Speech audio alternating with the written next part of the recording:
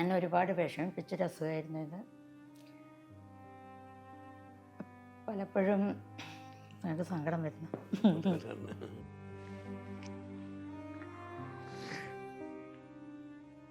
2024 October മാസമാണ് ആദ്യമായിട്ട് ഈ അസുഖം തുടങ്ങിയത്. അസുഖം എന്ന് പറഞ്ഞാൽ പെട്ടെന്ന് ഒരു കണ്ണുമൂടി കെട്ടുമ്പോൾ തോന്നുകയും ബോധം കെട്ട് വീഴുകയായിരുന്നു. അപ്പോൾ ചെറിയൊരു വൈബ്രേഷൻ, ശരീരം ഒരു ഉരുക്കുന്ന സംവിധാനം ഉണ്ടായിരുന്നു. 1 മിനിറ്റ് കഴിഞ്ഞാൽ ഉടനെ നോർമലായി ആദ്യം എണീറ്റ് വേറെ പ്രശ്നങ്ങളൊന്നുമില്ല.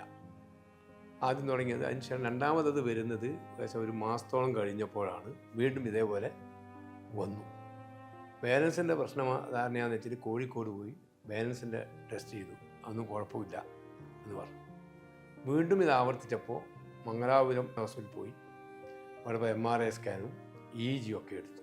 അതിലും കുഴപ്പമൊന്നും കണ്ടില്ല. പക്ഷേ അപസ്മാരമാണെന്നുള്ള ധാരണയിൽ നമ്മളെ ഡോക്ടർ അപസ്മാരത്തിൻ്റെ ഗുളികയാണ് എഴുതിയത്. 2 തരം ഗുളിക രാവിലെയും വൈകുന്നേരം കഴിക്കാൻ വേണ്ടി എഴുതി. ആ ഗുളിക വന്ന് കഴിച്ചുകൊണ്ട് വീട്ടിൽ വന്നു. 2 ആഴ്ച കഴിഞ്ഞപ്പോൾ വീണ്ടും ഈ അസുഖം ഉണ്ടാവുകയും ചെയ്തു.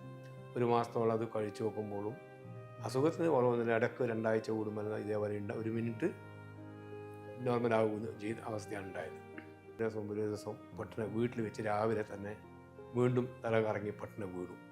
ആ വീഴ്ച നമുക്ക് വല്ലാതൊരു അഗാധമായ വീഴ്ചയായിരുന്നു. തലക്ക് നല്ല ഒരു മുഴയൊക്കെ വന്ന് ഭയങ്കര പേടിച്ചു പോയി നമുക്ക്. ആ സമയത്ത് നമ്മുടെ നാട്ടിലുണ്ടായിരുന്ന ഒരു മിലിറ്ററി ഹോസ്പിറ്റലിൽ ജോലി ചെയ്ത നഴ്സിംഗ് അസിസ്റ്റൻ്റായ ഒരു സുബേദാർ മേജർ ഉണ്ടായിരുന്നു. അവർ വീട്ടിൽ വന്നു.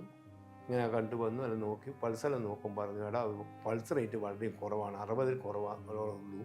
അതുകൊണ്ട് ഇനി ഒരു കാര്യം ചെയ്യണം, ഒറ്റക്ക് പിടിയും വിടാൻ പാടില്ല. പൾസ് റേറ്റ് കുറഞ്ഞാലും തലവിറ്റ് പോകാൻ സാധ്യതയുണ്ട്. ഒരു കാർഡിയോളജിസ്റ്റിനെ കാണിക്കാൻ അവർ അഡ്വൈസ് ചെയ്തതിൻ്റെ അടിസ്ഥാനത്തിൽ കണ്ണൂർ ജില്ലയിലെ പട്ടണമുള്ള ഡോക്ടർമാരൊക്കെ അന്ന് വിളിച്ചു നോക്കുമ്പോൾ എനിക്ക് AV മെമ്മോറിയലിലെ ദീപകരായ ഡോക്ടറെയാണ് പിറ്റേ ദിവസം 11 മണിക്കേക്ക് അപ്പോയിൻമെൻറ്റ് കിട്ടിയത്. ഉടനെ എക്കോവും ECG എടുക്കാൻ നിർദ്ദേശിച്ചു. ഉടനെ എക്കോ റൂമിലേക്ക് പേഷ്യൻറ്റിനെ കൊണ്ടുപോയി. ഞാൻ വെളിയിൽ നിൽക്കുകയാണ്.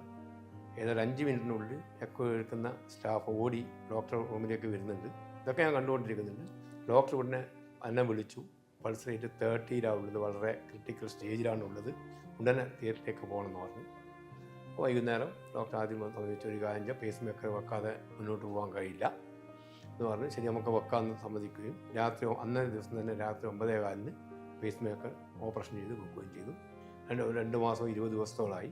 ഈ 20 ദിവസത്തിനിടയ്ക്ക് ഇന്ന് വരെ ഈ ലക്ഷണങ്ങൾ പറ്റുന്ന അപസ്മാരം എന്ന് പറഞ്ഞു വന്ന ആ രൂപം ബോധം കെട്ടു പോവുകയോ തലയേറ്റ് പോവുകയോ ഒന്നും സംഭവിച്ചിട്ടില്ല.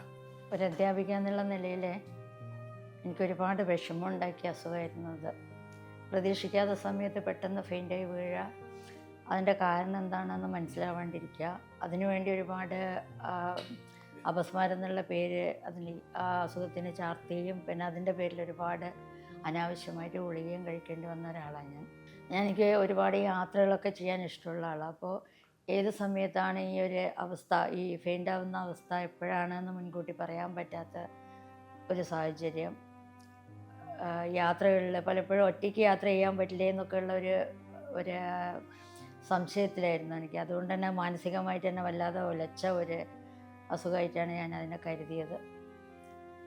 അതിൽ നിന്നൊക്കെ ഒരു മോചനമാണ് പിന്നെ എനിക്ക് കിട്ടിയത്. ഇവിടെ ഈ ഹോസ്പിറ്റലിൽ എത്തിയപ്പോഴാണ് ദീപക് സാറിൻ്റെ കയ്യിൽ ഒരു പേഷ്യൻ്റായിട്ട് എത്തിയപ്പോഴാണ് ഇത് അസുഖം എന്നതാണെന്നും അതിന് ചെയ്യേണ്ട ട്രീറ്റ്മെൻറ്റ് എന്താണെന്നും അദ്ദേഹം പറഞ്ഞു തന്നപ്പോഴാണ് സത്യത്തിൽ ഒരു മനസ്സിനൊരു സമാധാനം കിട്ടിയിട്ടുള്ളത്.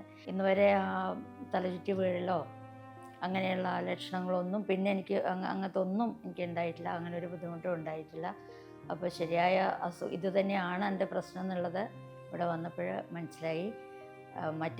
ഇതിന് മുന്നേ ഉള്ള അപസ്മാരത്തിൻ്റെ ലക്ഷണങ്ങളായിട്ട് ഇവർ ബാക്കിയുള്ള ഡോക്ടർമാരൊക്കെ എഴുതി വെച്ച ആ ലക്ഷണങ്ങൾ എൻ്റെ ജീവിതത്തിൽ നിന്ന് പാടെ മാറി എന്നാണ് ഞാൻ വിചാരിക്കുന്നത്. അതുകൊണ്ട് ഒരുപാട് സന്തോഷം. ഇനി ഈ ഒരു പേസ് മേക്കർ എൻ്റെ ജീവിതത്തിൻ്റെ ഒരു ഭാഗം തന്നെയാണ്. അതുമായിട്ട് പൊരുത്തപ്പെട്ട് ജീവിക്കാനുള്ളൊരു തയ്യാറെടുപ്പും കൂടെ നടത്തേണ്ടതുണ്ട്. വേറെ ഒന്നും ഇത്രയും നാളും ഞാൻ അനുഭവിച്ച ആ ഒരു മാനസിക വിഷമത്തിൽ നിന്നുള്ള ഒരു മോചനം കിട്ടിയതിൽ വളരെയേറെ സന്തോഷം.